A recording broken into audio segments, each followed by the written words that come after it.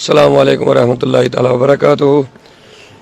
اسلام کے نقطۂ نظر سے دیکھے تو اسلام سارا ہی امن، محبت اور بھائی چارگی اور انسانیت کا درس دیتا ہے۔ اسلام ہمیں یہ سکھاتا کہ ادنا سے ادنا تکلیف بھی کسی انسان کو بلا وجہ دینا انتہائی بہت نازک چیز ہے، بڑا گناہ ہے اور قابل سزا ہے۔ اسلام اس کے لیے کہتا ہے، لہذا ایسڈ پھینکنا یا چاقو سے کسی پر حملہ کرنا یہ انتہائی قابل مذمت ہے، جس کی جتنی مذمت کی جائے کم ہے۔ اور جہاں تک جرائم جو بڑھ رہے ہیں، اس کی مین وجہ یہی ہے کہ ہم اسلامی تعلیمات سے دن بہ دن بے خبر ہوتے جا رہے ہیں، بیگانہ ہوتے جا رہے ہیں۔ اسلامی تعلیمات ہی ایک ایسی تعلیم ہے جو ہمیں محبت، انسانیت، بھائی چارگی کا درس دے گی اور ایک دوسرے کا دکھ درد ہم سمجھیں گے۔ ڈاکٹر اقبال نے فرمایا کہ درد دل کے واسطے پیدا کیا انسان کو، ورنہ طاعت کے لیے کم نہ تھے کروبیاں۔ لہذا عبادت ضروری، نماز اہم چیز ہے، لیکن سب سے بڑی اہم چیز وہ انسانی ہمدردی ہے، انسانی تحفظ ہے۔ اسلام رسول اللہ صلی اللہ علیہ وسلم کی بارگاہ میں سوال ہوا کہ مومن کسے کہیں گے، تو میرے آقا نے فرمایا مومن وہی ہے جو ہر ایک دنیا کے انسان کے مال جان کا محافظ بنے، نگران بنے، حفاظت کرے، اس کے مال کی، عزت کی، آبرو کی، خون کی حفاظت کرے۔ تو لہٰذا جہاں اسلام یہ محبت بری تعلیم دیتا ہے، وہاں ہم اسلام کی تعلیمات سے دور ہو رہے ہیں، اور اسی وجہ سے جرائم بھی بڑھتے جا رہے ہیں۔ خاص کر مسلم سماج میں یہ انتہائی نازک اور خطرناک مسئلہ ہے، جبکہ ہمارے پاس قرآن ہے، اللہ کا دیا ہوا نظام ہے، پیغمبر اعظم رہبر کامل صلی اللہ علیہ وسلم کی رحمت بری تعلیم ہے ہمارے پاس، جس میں اختلاف نہیں، انتشار نہیں، اور محبت ہے، اختلاف کا خاتمہ ہے۔ تو بڑے کی عزت ہے، چھوٹوں پہ شفقت ہے، عورتوں کا مقام ہے، ہر چیز آپ دیکھیں اسلام میں ہے۔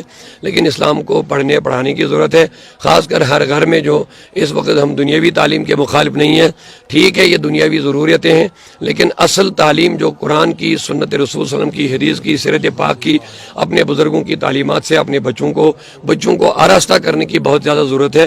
وہی ایک حل ہے، تمام جرائم کا خاتمہ ہو جائے گا۔ ڈاکٹر صاحب، جس طرح سے ہم سب جانتے ہیں کہ حجاب کنٹروورسی جو ہے کافی زیادہ دھول پکڑتی نظر آ رہی ہے، اور ہندوستان کے باقی ریاستوں میں ہم دیکھ رہے ہیں کہ کس طرح سے اب مسلمان لڑکیوں، بچیوں پر ان کو کہا جا رہا ہے کہ آپ حجاب اتار کے جو ہے اسکول میں آئیں، اور استادوں سے بھی کہا جاتا ہے کہ آپ بنا حجاب کے آئیں۔ دیکھیے یہ اہم سوال آپ نے کیا، لیکن سب سے پہلے میرا ایک گلہ اس بات پر ہے امت مسلمہ سے کہ ہم اسلام کو فالو کرتے نہیں ہیں۔ اسلام نے ہمیں ساری چیزیں، جو اگر ہم پردے کی بات کریں گے تو پردہ ایک عورت کے لیے حفاظت کا ذریعہ ہے، پردہ عورت کے لیے ایک عزت کا ذریعہ ہے۔ اگر آپ دیکھیں تو پردہ ہر وقت اسی چیز کا کیا جاتا ہے جو نازک ہو، جو قابل احترام ہو۔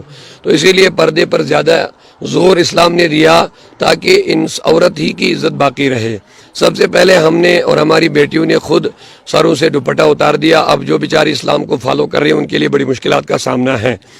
تو یہ اسی صرف پردے کی بات نہیں ہے، اسلام کا کوئی بھی رول آپ اپنائیں، چونکہ اکثریت لوگ اب اسلام سے دور ہوتے جا رہے ہیں۔ اب جو لوگ اپنائیں گے ان کے لیے تو مشکلات کا سامنا ہوگا ہی، کیونکہ پیارے آقا صلی اللہ علیہ وسلم نے فرمایا جب وہ زمانہ آئے گا کہ سنتوں پہ چلنا لوگوں کے لیے مشکل ہو جائے گا، اس زمانے پر جب میرا امتی کوئی سنت اپنے گا، اس کو 100 شہیدوں کے برابر ثواب ملے گا۔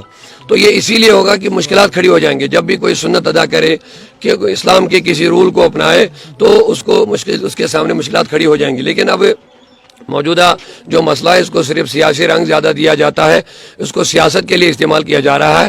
لہٰذا ہماری جو ہاں ہندوستان اس وقت ڈیموکریٹک ملک ہے، یہ اپنے آپ کو ڈیموکریٹک بھی کہتا ہے، یہاں ڈیموکریٹک رولز بھی ہے، ہر ایک مذہب والے کو اپنے مذہب پر عمل کرنے کا حق ہے، اس پر چلنے کا حق ہے۔ لہٰذا یہی ہماری گزارش ہے، اس کو کوئی سیاسی اس سے فائدہ نہ لیا جائے اور آپسی انتشار کو نہ بڑھاوا دیا جائے۔ اسی میں بہتری ہے کہ ہم امن کے ساتھ رہے، آپسی بھائی چارگی کے ساتھ رہے، اسی میں ہر انسان چین اور سکون کے ساتھ رہے گا۔ ڈاکٹر صاحب، ایک اور آخری سوال رہے گا۔ جس طرح سے ہم سب جانتے ہیں کہ وادی کشمیر میں جو منشیات ہے، اس کی لت جو ہے نوجوانوں کو لگتی جا رہی ہے، اور اس بیچ انتظامیہ کا یہ فیصلہ کہ یہاں پر اور شراب کی دکانیں کھولی جائیں گی، کس طرح سے دیکھیں گے آپ؟ دیکھیے، اسلام نے 1400 سال پہلے ہی میرے آقا صلی اللہ علیہ وسلم نے فرمایا کل مسکرن حرام، ہر ایک نشہ لانے والی چیز یہ حرام ہے۔ اس میں اسلام نے شراب کو بھی داخل کیا۔ اب عجیب حالت ہے کہ یہاں شراب کہ دکانات جو کھولے جا رہے ہیں، ایک طرف منشیات کو روکنے کی باتیں کر رہے ہیں اور دوسری طرف شراب کی دکانیں کھولنا، یہ ایک نہ سمجھ آنے والی بات ہے۔ نشہ ہوتا ہے، چاہے شراب کی صورت میں ہو یا کوئی بھی جو ڈرگز ہو یا کوئی بھی نشہ جو انسان کو عقل سے عاری کر دے گا، اس کے ہوش و حواس کو باختہ کرے گا، بیکار بنا دے گا۔ تو یہ اسی لیے کہ اس میں دو نقصانات ہیں۔ ایک تو انسان کا جسمانی طور فزیکلی آپ دیکھیں، چاہے شراب پیے کوئی نشہ کرے تو انسان کا جسمانی سسٹم ایک دم افیکٹ ہو جاتا ہے، متاثر ہو جاتا ہے، برباد ہو جاتا ہے۔ اور دوسرا سماجی طور آپ دیکھیں گے تو اس کے بڑے نقصانات ہیں۔